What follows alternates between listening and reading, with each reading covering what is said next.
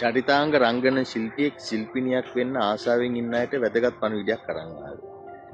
අභිරූපණ රංගන පාඨමාලාවක් තියෙනවා. අනිවාර්යයෙන්ම මේක එහෙම චරිතාංග රංගන ශිල්පියෙක් ශිල්පිනියක් වෙන්න ආසාවෙන් ඉන්න අය අනිවාර්යයෙන්ම හදාරන්න ඕනි කියලා මම හිතනවා. මොකද සියුම්ම චරිත නිරූපණයක් කරන්නේ කොහොමද?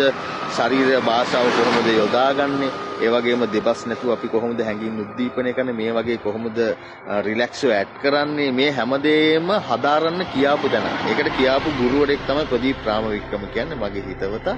ඉතින් ඒ පිළිබඳ හසල දැනුමක් ඔහුට තියෙනවා. ගුරුවරයෙක් විදියටත් තියෙනවා. ඉතින් ඔහුගේ මේ අභිරූපණ රංගන පාඨමාලාව පටන් ගන්නවා අප්‍රේල් මාස 6 වෙනිදා අපේ ගම පරිසරයේ උදේ 9 ඉඳන් හවස 4 වෙනකන් තියෙනවා. ආවොත් ලියාපදිංචි වෙන්න පුළුවන්. හොඳ ප්‍රැක්ටිස් එකක් කරන්න කියාපුම තැන හොඳ රංගන ශිල්පියෙක් ශිල්පිනියක් වෙන්න. ඉතින් එහෙනම් අප්‍රේල් 6 වෙනිදා අපේ ගම පරිසරයට ගියොත් ප්‍රදීප් රාමවික්‍රම අපේ මගේ අභිරූපණ රංගන පාඨමාලාවට ඔයගලන්ටත් යන්න පුළුවන් සහ ඔබගේ හැකියාවන් දිනු කරගන්න පුළුවන්.